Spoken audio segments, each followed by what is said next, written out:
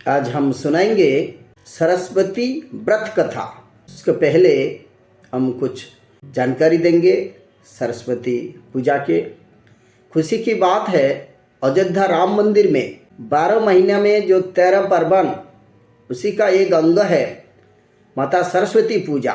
14 फरवरी अयोध्या राम मंदिर में सरस्वती पूजा अनुष्ठित होगा।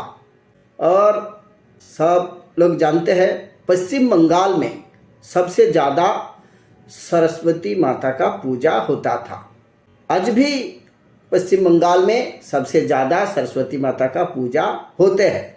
लेकिन दुख की बात है, जो स्कूल कॉलेज ऑफिस में होता था वो थोड़ा कम हो गया। अभी हिंदी बलाई में और पूरा भारत में सभी जगह सरस्वती माता का पूजा वृद्धि पाए है। बहुत पूजा हो रहा है, स्कूल कॉलेज में भी हो रहा है। तो आज सुनेंगे सरस्वती माता का व्रत कथा। क्या है कहानी, सभी लोग का ये जानकारी है, इतिहास से ये व्रत कथा लिया हुआ है। एक दिन राजा विक्रमादित्य को मन ही मन इस बात का बहुत गर्व हुआ कि हमारे पास सांसारिक सुख की सुविधा की सभी वस्तुएं हैं, राज्य है, सुखी प्रजा है, धन धान्य और महान बुद्धिशाली विद्वानों से भरी सभा है।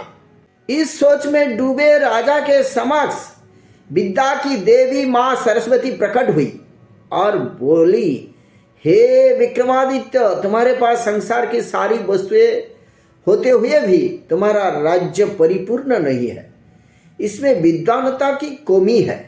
यह बात सुनने के बाद राजा दोनों हाथ जोड़कर देवी को प्रणाम करते हुए पूछा, हे देवी, अगर हमारे दरबार में विद्वता का कमी है तो उसे पूरा कैसे करूं?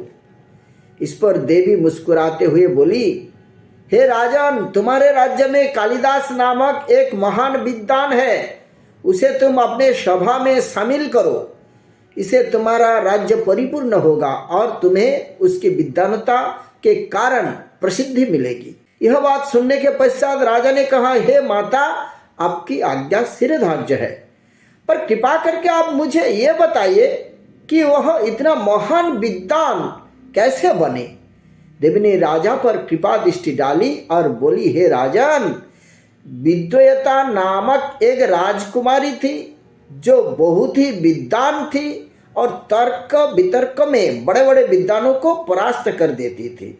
जब उसकी विवाह की बात चली तो उसने घोषणा कर दी कि वह केवल उसे ही अपने पति के रूप में स्वीकार करेगी जो उसे शास्त्रार्थ में पराजित करेगा।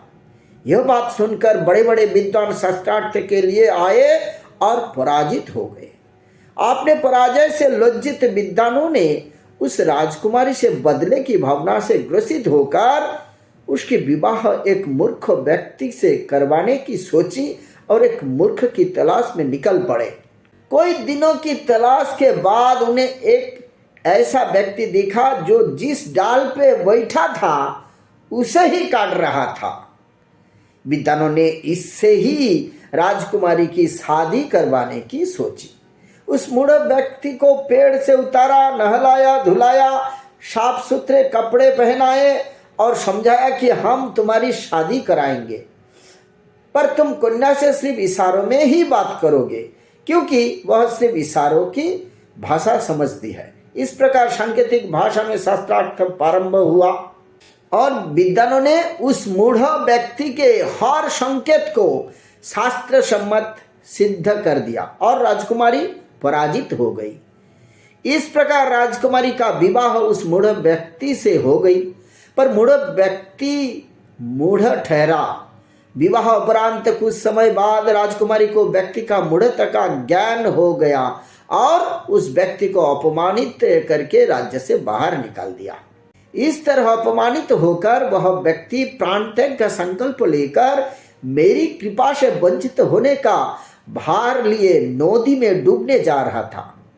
तभी मैं वहीं पहुंची और उसके पूर्व जन्म में अर्जित पुण्य कर्मों का स्मरण कराया और उसको जीवन का लक्ष्य और वरदान दिया और कहा कि आज से तुम जो कुछ लिखोगे वह काव्य बन जाएगा, तुम्हारी पत्नी पुनः तुम्हें मिल जाएगी, तुम्हारा जीवन सुख और समृद्धि से भरपूर हो जाएगा, तुम मेरे वर पुत्र हो। इतना कहकर देवी अंतर्धान हो गई। इसके बाद राजा ने कालिदास को ढूंढकर बुलवाया और दरबार में रत्न में शामिल किया। अब इनके दरबार में नवरत्नों में कालिदास भी सुशोभित थे। उन्हें रत्नों में शामिल करते हुए राजा ने कहा कि जो इस कथा को पढ़ेगा, सुनेगा तथा अपने जीवन में उतारेगा, उस पर माँ सरस्वती की अपार कृपा होगी।